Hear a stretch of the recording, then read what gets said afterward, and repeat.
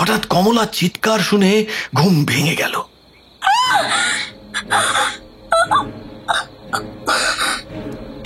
কি জানলা দিয়ে চাঁদের আলো এসেছে ঘরে, তাতেই দেখি কমলার সারা শরীর রক্তে ভেসে যাচ্ছে।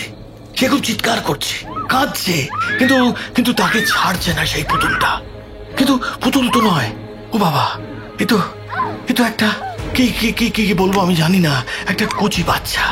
তার গা থেকে চামড়া খুলে নেওয়া হয়েছে, টকটকে লাল, দগদগে গা তার, বিভৎস মুখে হা করে আমার কমলাকে ছিঁড়ে খুঁড়ে খাচ্ছে।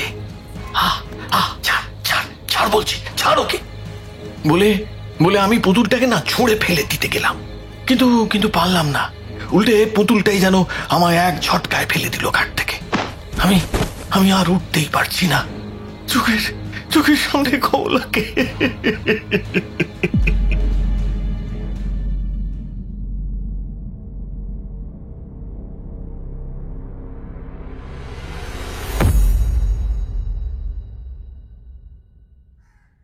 বৈশাখের শুরু। সকালে যে রোদটা উঠছে তাকে কাঠ ফাটা নয়, কপাল ফাটা বলা উচিত। চোখ তুলে তাকানো যায় না। বিকেল 5টা অবধি রোদের তেজ থাকে। তা যাই হোক, রবিবারের বিকেলে ছাতা মাথায় দিয়ে ঘেমে নিয়ে কিশোরী আমার বাড়ি এলো। সবে আমি গা ধুয়েছি, ভিজে গামছা হাতে নিয়ে এলাম দরজা খুলতে। সে বলল, নাও হে, তৈরি হয়ে নাও, একটু মঠ লেনে যাই। বলো কি, এখনো যে রোদ পড়েনি? দরকার নেই রোদ পড়ার, চলো। তান্ত্রিকের কাছে না গেলে কিছুই করা যাবে না। মানে? আর এই গরমটা যদি একটু কমানো যায়। খবরদার বলো না এই কথা। এইসব কথা শুনলে তারানাথ প্রচন্ড রেগে যান। কথাটা সত্যি। সাধারণ কোনো ব্যাপারে তন্ত্রের শক্তি খাটাতে বললে তারানাথ রেগে গিয়ে বলেন, তোমরা কি ভাবো তন্ত্র যা তা জিনিস? প্রয়োজনের গুরুত্ব বিচার না করে কখনো তাকে ব্যবহার করতে নেই, করলে তান্ত্রিকের শক্তি ক্ষয় হয়। তা যাই হোক, কিশোরী এতটা এসেছে, তাকে ঘরে এনে বসতে বললাম। তৎক্ষণাৎ তার বৌঠান শরবত নিয়ে ঢুকলেন ঘরে। আমি বললাম, বেশ, তুমি খাও, আমি তৈরি হয়ে আসি। তৈরি হয়ে এসে দুটিতে বেরোলাম। আজ আর তেলে ভাজা কেনা হলো না, যা গরম পড়েছে। তারানাথের জন্য এক ভাঁড় দই নেওয়া হলো, সঙ্গে পাসিংশো। এসে দাঁড়ালাম দরজায়। তারপর দরজায় ঘা দিতে চারি দরজা খুলল। বলল, আসুন কাকা বাবুরা, হে নিন, এই সবে বানিয়েছি গন্ধরাজ লেবু দিয়ে। আপনারা তো রোদে পুড়ে এলেন, এটা খান, শরীরটা ঠান্ডা হবে। সে কি মা, তুমি তো আমাদের জন্য বানিয়ে রেখেছো। হ্যাঁ, বাবা তো বললেন সকলের জন্যই বানাতে। তারানাথের মুখের দিকে চাইলাম আমরা। কিশোরী বলল, আপনি মানে আজ রবিবার বলেই কি ভেবেছিলেন আমরা আসবো? তারানাথ নিজের হাতের গেলাসটা হাতে ধরে রেখেই বললেন, রবিবার তো ফি সপ্তাহেই আছে, কিন্তু তোমরা কি আর প্রতি রবিবার আসো তা তো নয়। তবে তবে তবে কিছুই নেই, মনে হচ্ছিল আজ তোমরা আসবে। তারই এসে জানতে চাইলো এখন শরবত দেবে কিনা। আমি বললাম একসঙ্গে যেন 3 গ্লাস তৈরি করে। ও শরবত নিয়ে ঘরে এলো, আর তোমরাও দরজায় কড়া নাড়লে। যাকে শরবতটা খাও। কিশোরী, এটা খুবই ভালো, টক দই, চিনি, নুন, লেবুর রস দিয়ে বানানো ঘোল। আহা, শরীরটা জুড়িয়ে গেল। আমরা বসতেই চারি ভিতরে চলে গেল খালি গ্লাসগুলো নিয়ে। তারানাথের হাতে ভেট তুলে দিয়ে কিশোরী দীর্ঘশ্বাস ফেলে বলল, উফ ঠাকুরমশাই, এই যে গরম পড়েছে কি বলবো, রাস্তাঘাটে বেরোলে যেন মনে হচ্ছে সিদ্ধ হয়ে যাচ্ছি। আচ্ছা, একটু বৃষ্টি বাদল হতেও কি ইচ্ছে করে না? হ্যাঁ, সময় হলে হবে ঠিকই।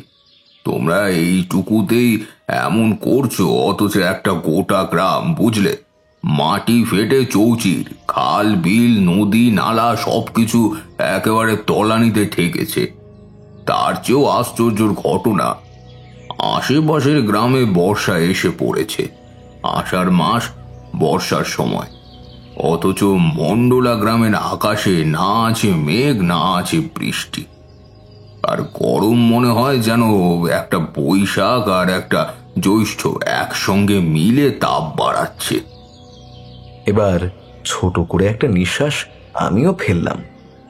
গরম হোক আর যাই হোক, গল্পটা আপনিই শুরু হলো, এ কি কম বড় কথা? তারপর যা বলছিলাম আর কি, সেখানে আমি গিয়েছি তাও ধরো ওই বছর 40 আগে। কারণ তখনও আমার বাতিকটা ছিল মাঝে মধ্যেই পথে নামা। আমি যখন সেই গ্রামের কিনারে গিয়ে পৌঁছেছি তখন ঠাঠা রোদ, দুপুরবেলা। সকাল থেকেই হাঁটছি। আসলে জায়গাটা তেমন সচ্ছল নয়, ছোট ছোট গ্রাম, তার মধ্যে বেশিরভাগটাই বনে জঙ্গলে ভরা। মেদিনীপুর জেলার ঘটনা, সেই সময় পথঘাট যেমন ছিল, এঁটেল মাটি পায়েসের মতো পিচ্ছিল হয়ে গেছে ভরা বর্ষায়। অনেক কষ্টে দেখে শুনে পথ চলতে হয়। মাথা গোজার মতো একটা জায়গাও সহজে চোখে পড়ল না। গৃহস্থ বাড়ির আশ্রয় বহুদিন আমার জোটেনি, কারণ তখন টানা 2-3 দিন ধরে বৃষ্টি হয়ে এক গ্রামে গ্রামে যেন বন্যা হওয়ার উপক্রম। দাঁড়ান দাঁড়ান দাঁড়ান, এক্ষুনি যে বললেন আপনি গিয়েছেন দুপুরবেলা, তাহলে বৃষ্টি?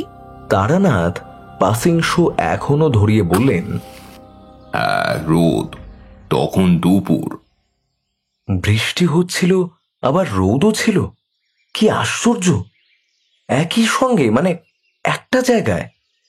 জায়গাটা একটা তো বলিনি, বলেছি আমি যেখানে গিয়েছিলাম সেখানে রোদ ছিল, আর যেখান দিয়ে গিয়েছিলাম সেখানে ছিল বৃষ্টি কাদা।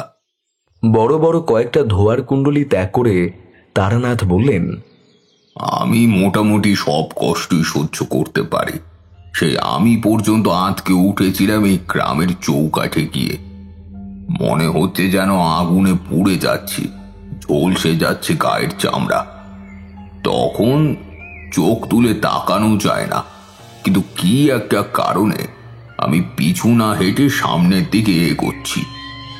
তখনও জানি না কি অপেক্ষা করছে। আসলে অনেক সময় নিজের অজান্তেই মানুষ চালিত হয়। সব কিছুরই একটা মানে আছে। আমি সেই জন্যই বোধহয় এগিয়ে যাচ্ছিলাম গ্রামের ভিতরের পথে। বুক ফেটে যাচ্ছে তৃষ্ণা। ধারে কাছে তো কাউকেই দেখছি না। যতদূর চোখ যায় শুধু খোলা মাঠ আর ছোট বড় গাছের জটলা। চাষের জমি যা আছে সব খা খা করছে। পুকুর পেলাম একটা, তার জল এত নিচে যে কষ্ট করে আর তুলতে ইচ্ছে করলো না। খুব ক্লান্ত আমি, পথ চলতেও কষ্ট হচ্ছে। মাটি শুকিয়ে ফেটে গেছে। কি সর্বনাশ! এমন কি করে হলো? ওই অবস্থাতেই ভাবছি, এমন সময় প্রচন্ড হই হট্টগোলের আওয়াজ শুনতে পেলাম। কারা যেন চেঁচামেচি করছে। বাঁচাও গো বাঁচাও, কে কোথায় আছো? আমার ছোট ছেলেটা ঘরে রয়েছে, কে আছো? তাকে বার করে নিয়ে এসো, মানুষটা যে গ্রামে নেই। আমি একা ছেলে মেয়েগুলোকে নিয়ে সামলাতে পারছি না, কে আছো? শিগগিরই এসো। কই, কোথায় দেখি? হায় হায় হায়, ওকে কি আর বার করা যাবে? এই সব বলা বলি করছে কারা সব? আমি তাড়াতাড়ি সেই শব্দ ধরে এগিয়ে গেলাম। গিয়ে দেখি সাংঘাতিক কাণ্ড। ভূমিকম্প হচ্ছে না, অথচ চোখের সামনে একটা মাটির বাড়ি অমূল্যে ঢুকে যাচ্ছে মাটির ভিতরে। ধস নামলে যেমন হয় আর কি। কি বলছেন? ধস নামলো কি করে? তা তো তখন ভাবিনি। আমি হতবাক। মহিলার ডাক শুনে আশেপাশের ঘর বাড়ি থেকে অনেকেই ছুটে এসেছে। ছেলে বুড়ো বাচ্চা কাচ্চা সবাই আছে, কিন্তু কে যে কি করবে কিছুই যেন ভেবে উঠতে পারছে না। পা রাখতে না রাখতে পায়ের তলার মাটি সরে যাচ্ছে। ভয়ে সবাই পিছু হাঁটল, কিন্তু যে ছেলের মা সকলকে ডেকেছে সে তো আর সরে যেতে পারে না। শুধু ঘর বাড়ি নয়, তার ছেলেটা পর্যন্ত তলিয়ে যাচ্ছে। তুই দাঁড়া, আমি তোকে নিয়ে আসবো বাবা, তুই দাঁড়া, আমি তোকে নিয়ে আসবো খোকা। বলেই একটা মহিলা ভিতরে ঢুকতে থাকা ওই বাড়িটার মধ্যে গিয়ে পড়ে। যেও না রাগাবো, তুমিও তলিয়ে যাবে যে, ছেলেকে আর পাবে না, কথা শোনো। কিন্তু কে কার কথা শুনে? সেই মহিলা পালাচ্ছে এবার। না না, কিছুতেই এরকম হতে দেওয়া যায় না। আমিও লাফিয়ে পড়লাম। তালগোলের মধ্যে সকলে এতক্ষণ আমাকে লক্ষ্য করেনি, এবার করলো।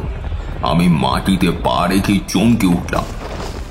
এ কি, এই তো স্বাভাবিক ঘটনা নয়। তবে কি, কিন্তু তখন আর সময় নেই। আমি সমেত সবটা ভিতরে চলে যাচ্ছে। তৎক্ষণাৎ আমি ভূমি বন্ধন মন্ত্র উচ্চারণ করা শুরু করলাম। কি একটা হলো যেন। আমার মন্ত্রে বাধা পড়ে তলিয়ে যেতে বসা মাটির বাড়িটা অনেকটা নিচে গিয়ে দাঁড়িয়ে পড়ল। সে আর তুলছে না, কিন্তু আমি তখনও অসহায়।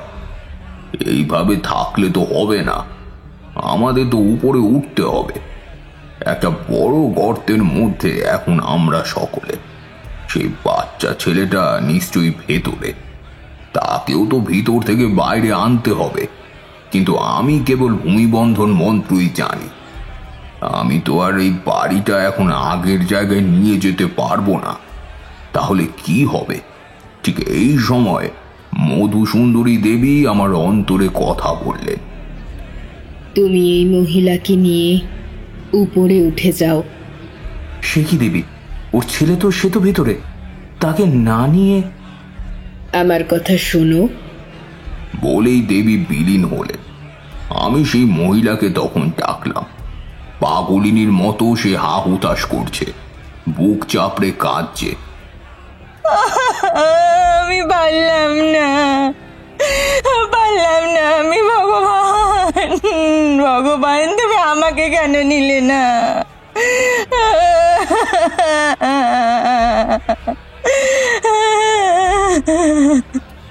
মা, আমার কথা শোনো, তোমার ছেলের কিচ্ছু হয়নি।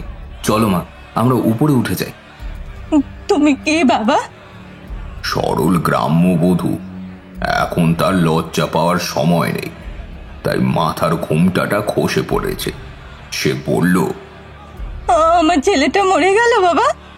আমার তো একটি ছেলে, মেয়েগুলোকে নিয়ে বেরোতে পেরেছিলাম, তারা তো বড়, কিন্তু ছেলেটা চলতে পারে না, দোলায় ছিল।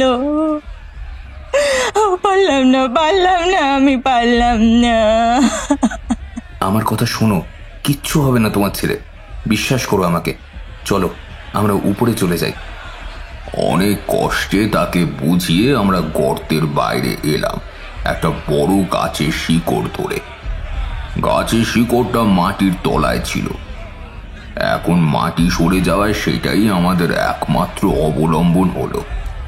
কিভাবে যে দুজনে উপরে উঠেছি তা আর বলার নয়, কিন্তু উঠে যে দৃশ্য দেখেছি তা যেমন অদ্ভুত তেমনই আনন্দেরও। খোকা, আমার খোকা, বাবা তুই এখানে কি করে এলি বাবা? হ্যাঁ, 1 বছর কি তারও কম বয়সী একটা ছেলে।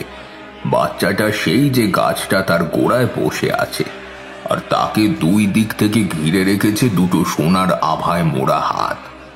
বলা বাহুল্য মধুসুন্দরী দেবীর হাত। আর কেউ দেখতে পেল না, শুধু আমি একা দেখলাম। কিন্তু শিশুটির পায়ের দিকে লোভার্ত মুখ হা করে যে বিভৎস মুখটা দেখা যাচ্ছে, সেটা সবাই দেখতে পেল। শিশুটির মা বাচ্চাটার কাছে এগিয়ে যাবে এমন সময় চিৎকার করে উঠল সবাই, যেও না, খবরদার যেও না রাগাবো, যেও না। ও কি জন্তু গো, কচি ছেলেটাকে খাবে বলে মুখ বার করেছে যে, সরে এসো। ওকে খোকা। মা আর তার ছেলের মধ্যে সামান্য ব্যবধান, কিন্তু মায়ের মন সে কি আর সহ্য করে? সেই ভয়ঙ্কর মুখটার গ্রাস থেকে ছেলেকে কেড়ে নেবে বলে সে এগোতে যায়, আর ঠিক তখনই মুখটা এগিয়ে আসে মায়ের পা লক্ষ্য করে। কি সর্বনাশ! এ তো মরু পিশাচিনী, এখানে এলো কি করে? তৎক্ষণাৎ আমি পিশাচিনী বিতাড়ন মন্ত্র পড়া শুরু করলাম। তাতে ক্ষণিকের জন্য রেহাই পাওয়া যাবে। হলো তাই। মুখটা মাটির ভিতরে ঢুকে গেল। দৃশ্য দেখে সবার চোখ চড়ক কাজ। আমি কাছে এগিয়ে গিয়ে মধুসুন্দরী দেবীর হাত থেকে বাচ্চাটাকে নিয়ে তার মায়ের কোলে দিলাম। মা ছেলেকে পেয়ে কাঁদবে না হাসবে ভেবেই পাচ্ছে না। তার বোনেরাও ছুটে এলো, কিন্তু বাকি লোকজন ছুটে এলো আমার দিকে। কে তুমি বাবা? কি করলে যে ওই বাজে কুৎসিত মুখটা হারিয়ে গেল? বাচ্চাটাকে গাছের গোড়ায় আনলো কে? ওর মা যে বলল ঘর সমেত মাটির তলায় তলিয়ে গিয়েছিল, তবে তবে এই সব হলো কি করে? বলো তুমি কে? বলবো, তবে তার আগে আপনারা বলুন তো, এই গ্রামে কি কাণ্ড হচ্ছে? আর এত কম মানুষ দেখছি কেন?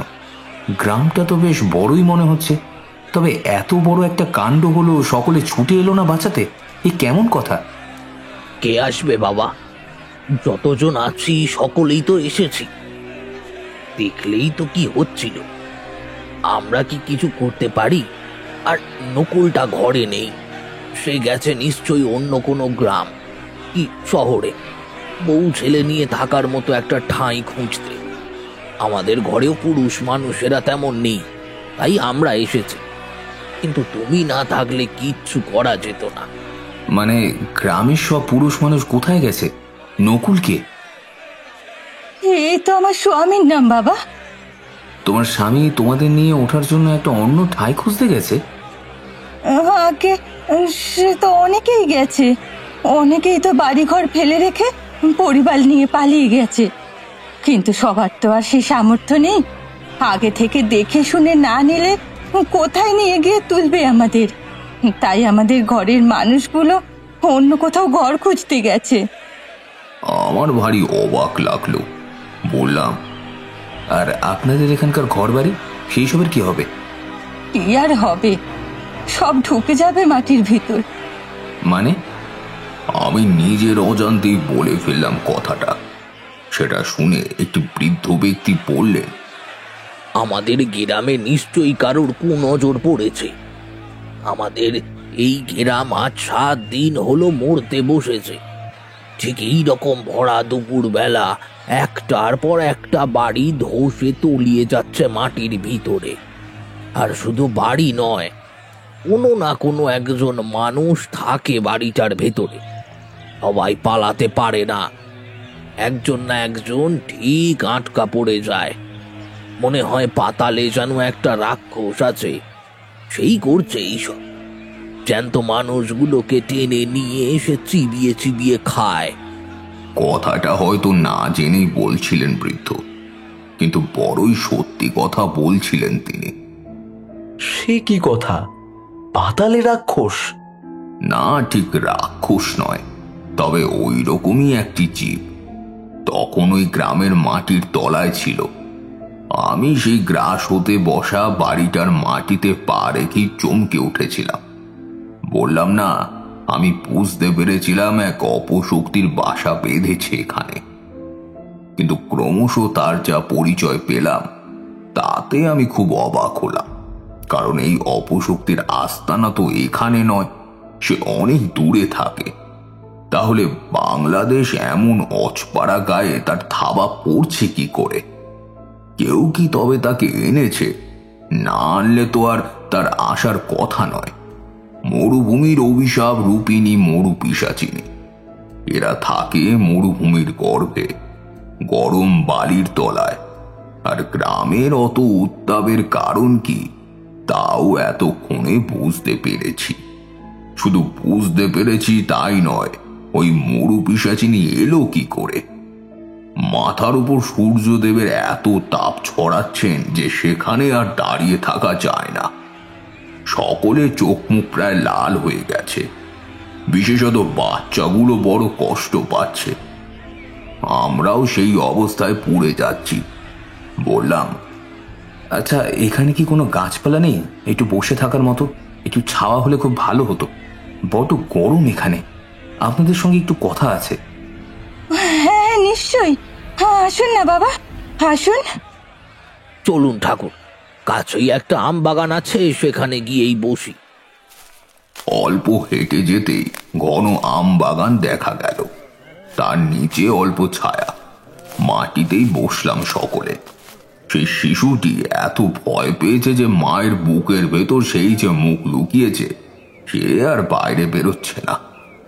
শান্তিতে বসে আমি বললাম, এই কাণ্ড হচ্ছে 7 দিন, তবে নিশ্চয়ই 7টা বাড়ি এভাবেই তলিয়ে গেছে মাটির তলায়, আর মারাও পড়েছে 7 জন মানুষ। হ্যাঁ বাবা। আচ্ছা, এই ঘটনা ঘটার আগে কেউ কি মরুভূমি থেকে এখানে এসেছিল? মরুভূমি? এ আবার কোথায়? কেউ তো নিশ্চয়ই এসেছে মরুভূমির অভিশাপকে শঙ্ক করে নিয়ে, নয়তো এমন হয় না। একটু ভেবে বলুন না আপনারা, এমন কি কেউ নেই যে এর মধ্যেই বাইরে থেকে এসেছে? আগে বাইরে থেকে এসেছেন বই কি, কিন্তু তিনি তো বাইরের মানুষ নন, তিনি কবিরাজ মশাই, এই গ্রামেই থাকেন। কবিরাজ কোথা থেকে এসেছিলেন? শুনেছিলাম তিনি গিয়েছিলেন সে এক মস্ত জায়গায়, এককালে সেখানে রাজা মহারাজারা থাকতো। সে নাকি বালির দেশ, খালি বালি, জল নেই, আর অনেক উট থাকে সেই দেশে। ওটাই তো মরুভূমি।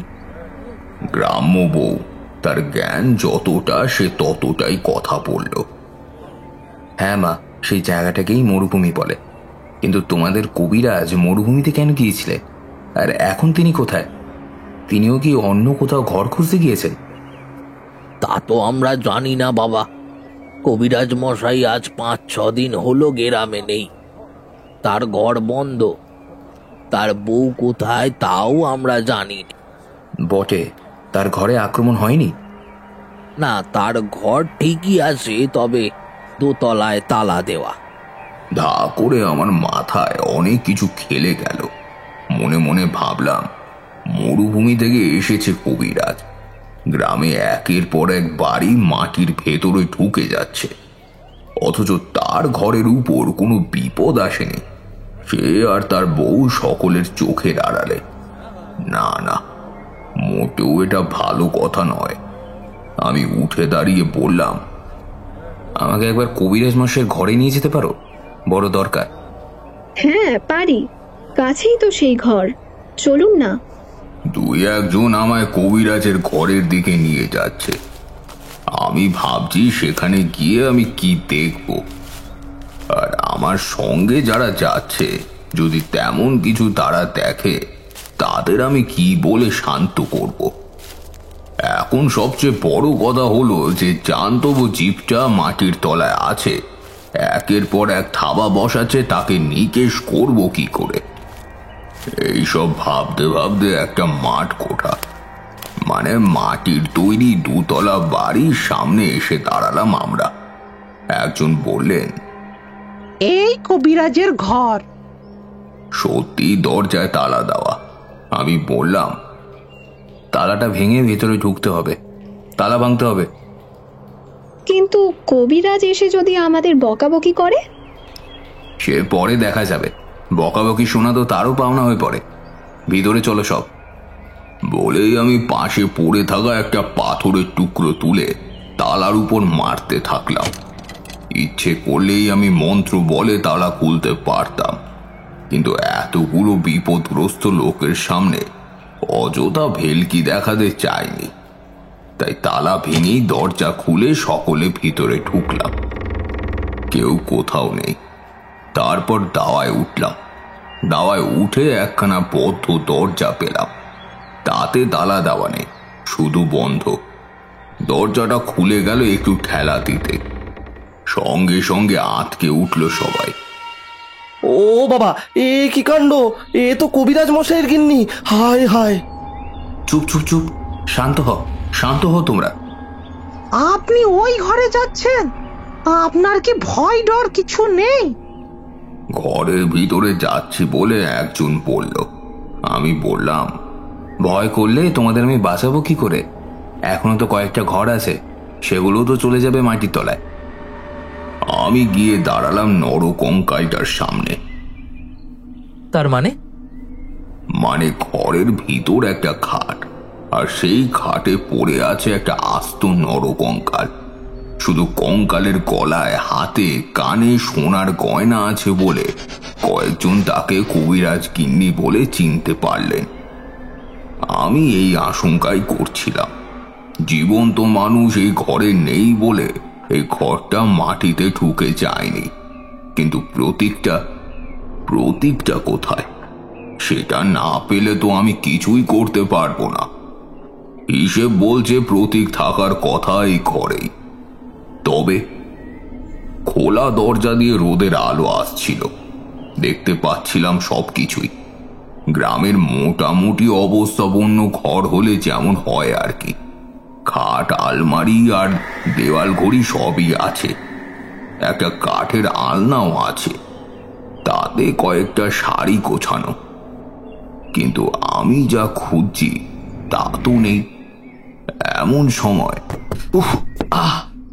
ঠাকুর মশাই, আপনি পড়ে গেলেন, আহা বলেই একজন আমার কাছে এগিয়ে এলো। আসলে আমি উত্তেজনার বশে এমন করে খোঁজাখুঁজি করছি যে খাটের পায়ায় পা লেগে পড়েই যাচ্ছিলাম। আর একটু হলে ভাগ্যিস আমি পড়ে যাচ্ছিলাম, নয়তো জিনিসটা দেখতে পেতাম না। আধা আধি জিনিস দুটো পড়ে আছে, হাত বাড়িয়ে তুলে নিলাম। এটা কি? ও মা, এই তো একটা খোলস। কিসের খোলস দেখি তো? মনে হয় এটা যেন একটা পুতুল, কিন্তু এই পুতুলটার এমন দশা কি করে হলো? পুতুলই বটে, ছোট্ট একটা পুতুলের মতো চেহারা পেয়েছি আমি। তবে সে পুতুলের মাথা থেকে পা অব্দি আড়ি করে চেরা। অনেকটা খোসা বাদামের খোলা ভেঙে যেভাবে বাদাম খাওয়া হয়, ঠিক সেইভাবেই খোলস ভেঙে আর তার ভিতর থেকে বেরিয়ে গেছে মরু পিশাচিনী। আপনি তখন থেকে বলছেন মরু পিশাচিনী, কিন্তু এই মরু পিশাচিনী আসলে কি? মরু পিশাচিনী হলো মরুভূমিবাসী এক উগ্র অপশক্তি সাধকের আরাধ্য। তাই তার প্রকৃতি অত্যন্ত অশনিজনক। সে যেখানে থাকবে সেখানে ক্রমশই জলকষ্ট শুরু হবে। সর্বক্ষণ প্রচন্ড উত্তাপে জ্বলে যাবে সবকিছু, আর পরপর তার গ্রাস হবে এক একটা জীবন্ত মানুষ। এই পিশাচিনী মাংসাশী। মরু অঞ্চলে যদি কোনো রমণীকে দস্যুরা অপহরণ করে এনে তাকে বন্দি করে রাখে, আর সেই রমণী যদি মরুভূমির প্রচন্ড গরমে, খিদে, তেষ্টা এই ধরনের হাজার কষ্ট সহ্য করতে না পেরে মারা যায়, তারপর মৃতদেহটা দস্যুরা বালির তলায় কবর দেয়। আর এই কাজটা যদি কোনো এক অশনি লগ্নে ঘটে থাকে, তাহলেই জন্ম নেয় এই মরু পিশাচিনী। উগ্র অপসাধক যারা, তারা ইঙ্গিতে ঠিক বুঝতে পারে ঠিক কোথায় কোন স্থানে এই মরু পিশাচিনীর বীজকে ঢেকে রাখা হয়েছে। আর বুঝতে পেরেই সেই সাধক সেখানে গিয়ে জাগিয়ে তোলে এই পিশাচিনীকে। সেই যে কঙ্কাল যেটা বালির তলায় ছিল, সেটাকেই মন্ত্র দ্বারা বাইরে বের করে আনা হয়। তারপর তাকেই আরাধনা করে ধীরে ধীরে সেই কঙ্কাল থেকে প্রকট হয় ওই পিশাচিনী। এই পিশাচিনী সাংঘাতিক জিঘাংসা আর ক্ষুধার্ত অভিশাপ স্বরূপা, মাংসাশী। সে কি এমন একটা শক্তির কেউ সাধনা করে? কেন করে? আর কেন, খারাপ কাজ করতে গেলে কি কোনো কারণ লাগে নাকি? এই সাধনা যে করে সে খারাপ বলেই তো করে, আর কোনো কারণ নেই। অন্তত এই ক্ষেত্রে ছিল না। কিন্তু গ্রামের কবিরাজ মরুভূমিতে গিয়ে এমন একটা পিশাচিনী নিয়ে এলো সঙ্গে, আর নিজের বাড়িতে কেন আনবে? সেটাই তো চিন্তার কথা। কে এনেছে তাদের সন্দেহ নেই, কিন্তু কেন এনেছে সেটাই আমি বুঝতে পারছিলাম না। তৎক্ষণাৎ আমার সঙ্গে আসা লোকজনগুলোকে বললাম, দেখুন, আপনারা আমায় কয়েকটা জিনিস জোগাড় করে এনে দিন। আজ সূর্য অস্ত হওয়ার আগেই একটা কাজ করতে হবে আমাকে। সেটা না করতে পারলে কারোর রক্ষা নেই। আর একটা কাজও আপনাদেরকেও করতে হবে। কি কাজ?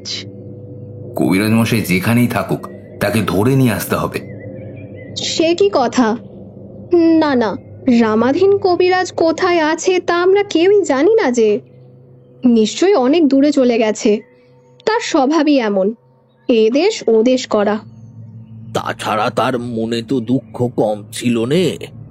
একের পর এক ছেলে হয় আর মরে যায়। বউকে সে খুব ভালোবাসে, তাই দ্বিতীয় বিয়েও করবে না। এই রকম সময় সে কিছুদিন বাড়িতে থাকে, আর মন ভারী হলে বাইরে কোথাও যেন ঘুরতে চলে যায়। এখন কোথায় গেছে আমরা কেউই সেটা জানি না। ঘুরতে যায়নি, এখন যেখানে গেছে নিজেকে বাঁচাতে গেছে। তবে খুব একটা দূরে যায়নি, কাছে পিঠেই আছে। আপনারা আশেপাশে গ্রামে খুঁজুন।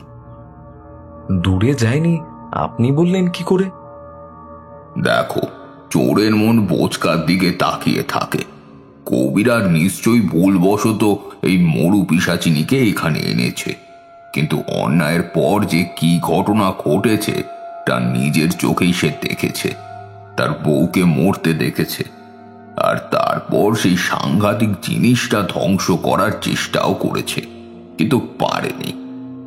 মনে নেই, প্রথমেই তো বললাম 7 দিন ঘটেছে এই ঘটনা, আর কবিরাজ পালিয়েছে 5-6 দিন হলো। মানে প্রথমবারের ঘটনা তার জানা। যতই হোক, সেই সবের মূলে সেই আছে।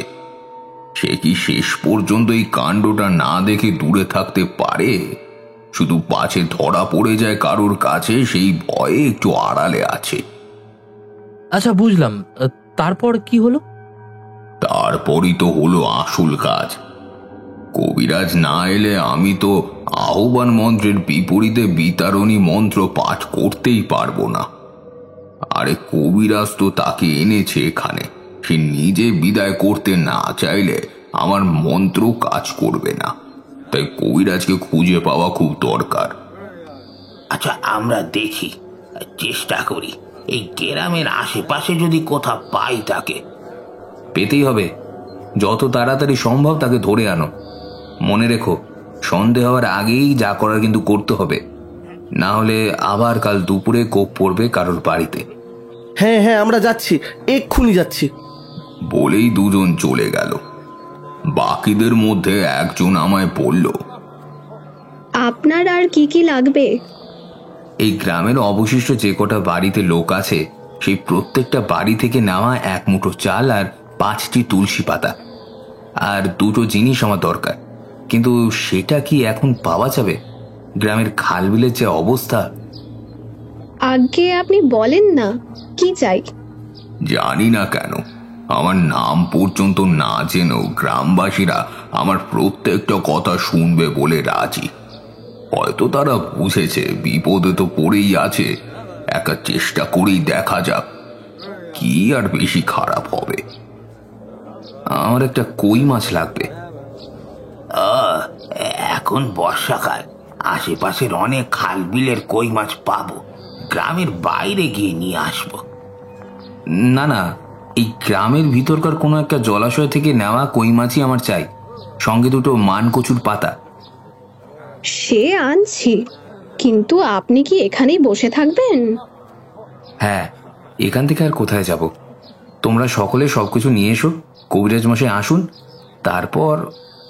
আমি আর কিছু বললাম না, সবাই চলে গেল। সেখানেই আমি বসে আছি। বুঝতে পারছি চারপাশে সাড়া পড়ে গেছে। কি সাংঘাতিক কাণ্ড! কোনো পাপ বুদ্ধি লোক সে মরুভূমিতে বসে এমন সুজলা সুফলা পল্লী গ্রামকে আগুনে পুড়িয়ে মারছে। ছি ছি ছি, কত কষ্ট পাচ্ছে এরা। আর 7টা মানুষ বেঘরে মারা গেল। আজ যদি একটু দেরি হতো আমার এখানে এসে পৌঁছাতে, তবে তো ওই শিশুটাও। আমি আর ভাবতে পারলাম না। অন্তরে মধুসুন্দরী দেবী জাগলেন, বললেন, কি হতে পারতো সেটা ভেবো না তারানাথ, কি হতে পারে তুমি সেটাই ভাবো। দেবী, আমি পারবো তো মরু পিশাচিনীকে এখান থেকে বিতরণ করতে? বিশ্বাস করো তো তুমি তোমার কর্মক্ষমতার উপর? করি দেবী। তবে নিশ্চয়ই পারবে।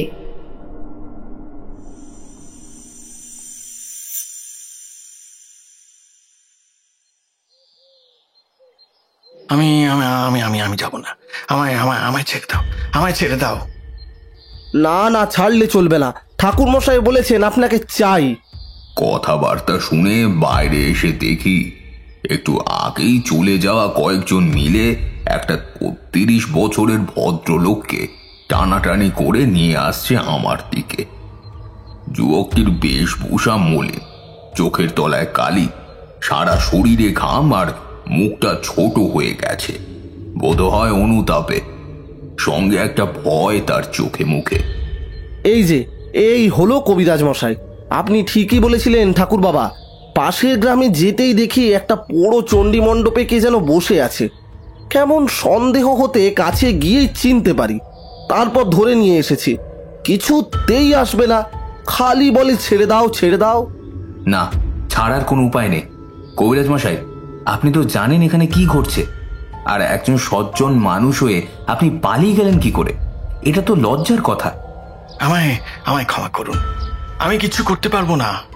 সে যে কি সাংঘাতিক বলে বোঝানো যাবে না। আমি আমি আমি জানতাম না সে এমন। কি করে এলো আপনার কাছে বলুন তো? বাকিরা যতক্ষণ জিনিসপত্র না নিয়ে আসে ততক্ষণ আপনার কথা শুনি। আপনি এর পরিচয় জানেন? না না না, আমি জানি না। আমি শুধু জানি যে এ হলো একরকম জাদু পুতুল। একে ঘরে এনে রাখলে সেই ঘরে জন্মানো শিশুরা আর অকালে মরে না, তারা সুস্থ সবলভাবে বড় হয়ে বেঁচে থাকে। হায় ঈশ্বর, এই বড় ভুল কথাটা কে বলেছে আপনাকে? তার নাম তো আমি জানি না, তবে তাকে আমি ওস্তাদজি বলতাম।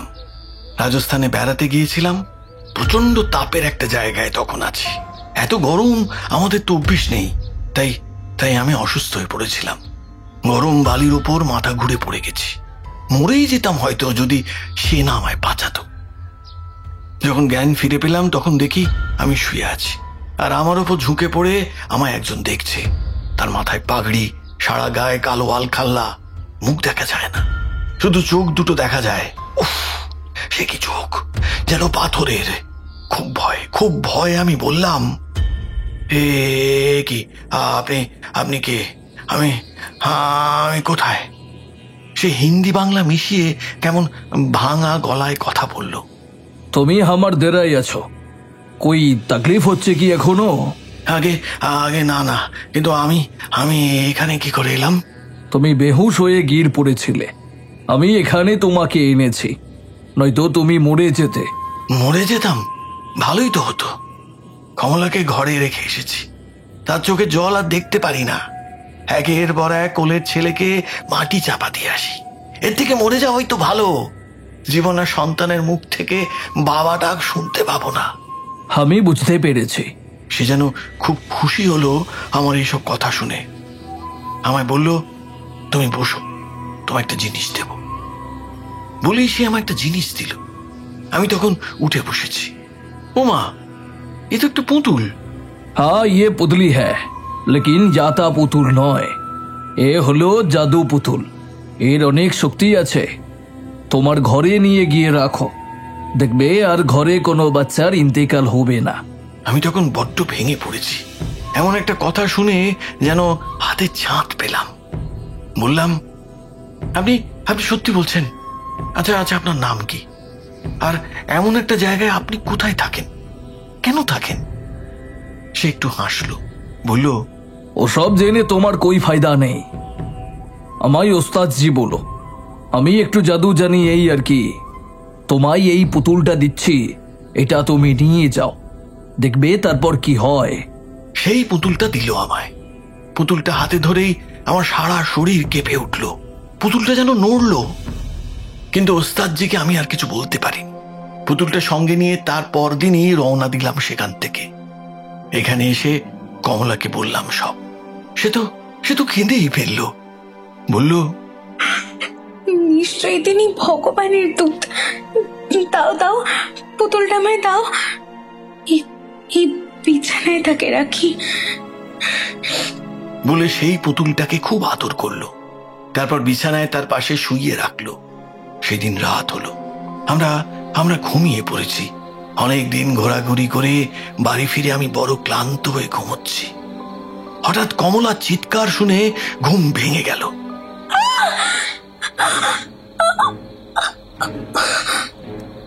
কি জানলা দিয়ে চাঁদের আলো এসেছে ঘরে, তাতেই দেখি কমলার সারা শরীর রক্তে ভেসে যাচ্ছে। সে খুব চিৎকার করছে, কাঁদছে, কিন্তু কিন্তু তাকে ছাড়ছে না সেই পুতুলটা। কিন্তু পুতুল তো নয়, ও বাবা, এ তো একটা কি কি কি কি কি বলবো আমি জানি না, একটা কচি বাচ্চা। তার গা থেকে চামড়া খুলে নেওয়া হয়েছে, টকটকে লাল, দগদগে গা তার, বিভৎস মুখে হা করে আমার কমলাকে ছেড়ে খুঁড়ে খাচ্ছে। ছাড় ছাড় ছাড় বলছি, ছাড় ওকে বলে বলে আমি পুতুলটাকে না ছুঁড়ে ফেলে দিতে গেলাম, কিন্তু কিন্তু পারলাম না। উল্টে পুতুলটাই যেন আমায় এক ঝটকায় ফেলে দিল ঘাট থেকে। আমি আমি আর উঠতেই পারছি না, চোখের সামনে কমলাকে। তারপর তারপর কি হলো? তারপর কখন যেন রাত ফুরিয়ে গেছে। সকাল হতেই দেখি কমলার গায়ে আর একটিও মাংস নেই, আর তার কোলের কাছে পড়ে আছে সেই অদ্ভুত জিনিসটা। কিন্তু এখন আর সে নড়াচড়া করছে না। আমি তাড়াক করে উঠে দাঁড়িয়ে একটা কাপড় ছেঁড়ায় জিনিসটাকে মুড়ে বেরিয়ে গেলাম ঘরের বাইরে। তারপর বেশ কিছুটা দূরে গিয়ে একটা পুরনো ফাঁকা গোয়াল ঘরের মেঝেতে তাকে পুঁতে দিলাম। আশেপাশে কেউ ছিল না, কেউ দেখেও নি আমায়, কিন্তু কিন্তু আমার খুব ভয় হলো। আমি তাড়াতাড়ি বাড়ি চলে এলাম। সারাদিন আর বেরোলাম না। কমলার ঘরে খাটে কমলার কঙ্কাল। আমি আমি আমি কি করবো না কিছুই বুঝতে পারছিলাম না। ঠিক দুপুর বেলা ওই হট্টগোলটা শোনা গেল। তাড়াতাড়ি ঘরের বাইরে বেরিয়ে দেখি আমাদের নিতাই গোয়ালার ঘর বাড়ি সব তলিয়ে যাচ্ছে মাটির ভেতর, আর সবাই পালিয়ে আসতে পারলেও তার ওই 7 বছরের মেয়েটা চাপা পড়ে যাচ্ছে ঘর বাড়ির সঙ্গে। কিছুতেই তাকে বাঁচানো গেল না। আমি বুঝতে পারলাম নিশ্চয়ই সেই মাংসাশী অভিশাপটা কিছু একটা করছে। আর থাকলাম না এখানে। বাড়ি এসে কোনো মতে দরজায় তালা দিয়ে আমি গা ছাড়া হলাম। ঠাকুরমশাই, এই নিন মানকচুর পাতা, ধুয়ে এনেছি, বাকি জিনিসগুলো সব এনেছি। বলেই সকলে সব জিনিস এনে দিল আমায়। তখনও বাকি আছে বেলা পড়তে। আমি তাড়াতাড়ি আয়োজন করে ফেললাম। নরকঙ্কালটা মাটিতে নামিয়ে তার চারপাশে চালের বৃত্ত এঁকে দিলাম। গুচ্ছখানে তুলসী পাতা রাখলাম তার মাথার কাছে। তারপর দুটো মানকচু পেতে দিলাম কঙ্কালের বুকের উপর। এবার মাছটা দিতে হবে, কিন্তু মাছ দেওয়ার আগে আমায় জানতে হবে আহ্বানের মন্ত্রের ব্যাপারে। কবিরাজ পাশে বসে ঠক ঠক করে কাঁপছে, সবার অবস্থাও তাই। তোমরা তো জানো এই ধরনের কাজে বসার সময় আমি একটু অন্যরকম হয়ে যাই। বলুন কবিরাজ মশাই, পুতুলটা যখন আপনি হাতে পেলেন তখন কি কোনো মন্ত্র উচ্চারণ করেছিলেন? মানে সেই ওস্তাদ আপনাকে দিয়ে কি কোনো মন্ত্র উচ্চারণ করিয়েছিলেন? মন্ত্র? কই না তো, আমি তো কোনো মন্ত্র উচ্চারণ করিনি। সে কি কথা, কোনো মন্ত্র উচ্চারণ করেননি? তবে এর শতাধিকারী হলেন কি করে? আমি তো কিছুই বুঝতে পারছি না। আপনি কি বলছেন বলুন তো? এইবার আমার বিপদ হলো, একে আমি বোঝাই কি করে? আরে বাবা, একটা তো নিশ্চয়ই কিছু আছে যেটার মাধ্যমে মরু পিশাচিনের বাহক হয়েছিলেন তিনি। তাহলে সেই জিনিসটি কি? আগে আমি কোনো মন্ত্র তো বলিনি। আমি শুধু ভাবছিলাম ওস্তাদজির বলা কথাগুলো যদি সত্যি হয় তাহলে কত ভালো হবে। কমলা কত খুশি হবে, আমার ঘরে খোকা থাকবে, এইসব কথাই তো ভাবছিলাম। পুতুলটাকে হাতে পেয়ে খুব ভালো লাগছিল। আমি তাকে আনতে চাইছিলাম ঘরে যত তাড়াতাড়ি সম্ভব। পেয়েছি, এই ভাবনাটাই মন্ত্রের অনুরূপ কাজ করেছে। এই সমস্ত জিনিস হস্তান্তর করার সময় ধারক একটা মন্ত্র বা জোরালো একটা ভাবনা ব্যবহার করে মাধ্যম হিসাবে, যেটা দ্বারা তার কাছ থেকে এই অভিশাপ আর কারোর কাছে গিয়ে পৌঁছায়। এখানে কবিরাজ মশাই যখন কোনো মন্ত্র বলেননি তখন একটা ভাবনা নিশ্চয়ই আছে। তখন উনি ভেবেছিলেন এই পুতুলটাকে ঘরে আনবেন, আর এই ভাবনাটার জন্যই মরু পিশাচিনী তার হয়েছে। তাহলে এখন উপায়? এবার কি হবে? কিছুই কি তাহলে করার নেই? আমি খুব লজ্জিত। আমার সর্বনাশ হয়ে গেছে, কিন্তু গ্রামটা ছাড়কার হয়ে যাবে আমি তো তা চাইনি। যতই হোক এইটা আমার জন্মস্থান। আপনি যে করেই হোক একটা উপায় বলুন, একটু দয়া করুন। সেটাই ভাবছি, এদিকে সূর্য অস্ত যেতে বসেছে। কি আশ্চর্য, উপায়টা বার করে কবিরাজকে শেখাতে না পারলে কই মাছটা আমি মানকচুর উপর দিতেই পারবো না। আর তা না পারলে, উফ, হে ভগবান, আমায় কিছুটা ইঙ্গিত দাও। তৎক্ষণাৎ মধুসুন্দরী দেবী যেন আমায় বললেন, কখনো কখনো বেশি ভাবা বিপদের কারণ হয়ে দাঁড়ায় তারানাথ। তুমি ভেবে দেখো, যে কোনো কাজ ভেবে করলে তার ফল কি হতে পারে। ঠিক, আমি বুঝতে পেরেছি, ইঙ্গিতটা ভাবতে হবে। ভাবনাই এখানে সব। ওই একটাই চাবিকাঠি। কবিরাজ মশাই, আপনি এক্ষুনি ভাবুন যে আপনি মরু পিশাচিনীকে এখানে এনে ভুল করেছেন। আপনি চান সেই মরু পিশাচিনী আবার মরুভূমিতেই যেন ফিরে যাক, আপনার গ্রামটা রেহাই পাক তার কবল থেকে। ভাবুন আপনি, যে আপনার ক্ষতি করেছে সে যেন শাস্তি পায়। ভাবুন, এক মনে ওই সব কথাগুলোই ভাবুন। হ্যাঁ হ্যাঁ, আমি ভাবছি, আমি ভাবছি। বলেই কবিরাজ মশাই এক মনে ভাবতে লাগলো। সময় নেই, কবিরাজকে পুরোপুরি মনোযোগী হতে দেখে আমি কই মাছটা নিয়ে রেখে দিলাম মানকচুর উপর। এখন কবিরাজের ভাবনাই ভরসা। সে যদি এক মনে সেই সবদি পিশাচিনীকে তাড়িয়ে দেওয়ার কথা ভাবতে পারে, তাহলে এই কই মাছটা মানকচু সমেত বিলীন হয়ে যাবে কঙ্কালের হাড়ের গভীরে। আর তারপর এই কঙ্কালটা। কিন্তু ঈশ্বর, সূর্য যে অস্ত যেতে বসেছে, আজ কি শেষ রক্ষা হবে না? আগুন যদি জ্বলতেই হয়, দিনের আলো থাকতেই জ্বালতে হবে। তা না হলে তো আমি অস্থির হয়ে যাচ্ছি। জীবনের এই প্রথম যজ্ঞের আসল কাজ আমার হাতে নেই, আমি কেবল দ্রষ্টা। ঠিক এই সময় অনেক দূরে কোথাও একটা মেঘ ডেকে উঠল। আশ্চর্য, বৃষ্টি হবে? আকাশে তো মেঘ নেই, তবে বাজ পড়ল যে। শুনলাম কয়েকজন গ্রামবাসী পলাপলি করছে, দাওয়ায় বসে আকাশ দেখতে পাচ্ছিল। আমিও সেই দিকেই তাকাতে যাব, এমন সময় আঁতকে উঠলাম। কমলা! চমকে আমি সেদিকে তাকিয়ে দেখি কঙ্কালটা গ্রাস করেছে মাছ আর জোড়া মানকচুর পাতা। আর সময় নেই, এক্ষুনি যা করার করতে হবে। কবিরাজ মশাই, আপনি এক্ষুনি আগুনের ব্যবস্থা করুন। ওটা আপনাকেই করতে হবে। আগুনটা আপনার স্ত্রীর কঙ্কালের দেহে নিজের হাতে দিতে হবে। বলা মাত্রই মন্ত্রচালিত জীবের মতো কবিরাজ এক গুচ্ছ জ্বলন্ত মোমবাতি নিয়ে এলো, তার স্ত্রীর কঙ্কালের উপর ছুঁড়ে দিল। আর দেখা মাত্রই আগুন জ্বলে গেল। চোখের পলকে পুড়ে ছাই হয়ে যাচ্ছে শুকনো কঙ্কালটা। সাধারণত যতটুকু সময় লাগার কথা, তার সিকি ভাগও সময় লাগলো না।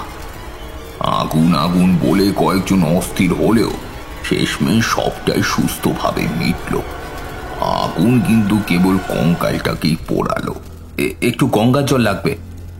আমি আমার বাড়ি থেকে এনে দেব? হ্যাঁ মা, এই বাড়ির কোনো জিনিস এখন শুদ্ধ নয়, তোমার বাড়ি থেকেই নিয়ে এসো, তবে একটু তাড়াতাড়ি। গঙ্গার জল নিয়ে এলো সে। তখন সূর্য ঢলে গেছে। শুধু সন্ধ্যের অন্ধকারই নয়, একটা কালো মেঘের পরক ছেয়ে গেছে আকাশে।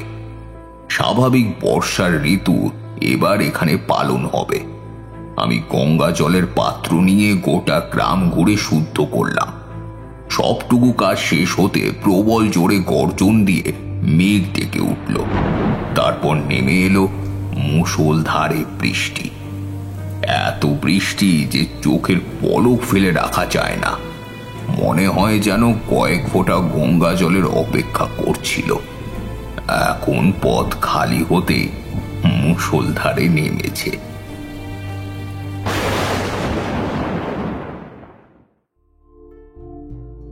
শুনছিলেন আজকে তারানাথ তান্ত্রিকের একটি ফ্যান ফিকশন।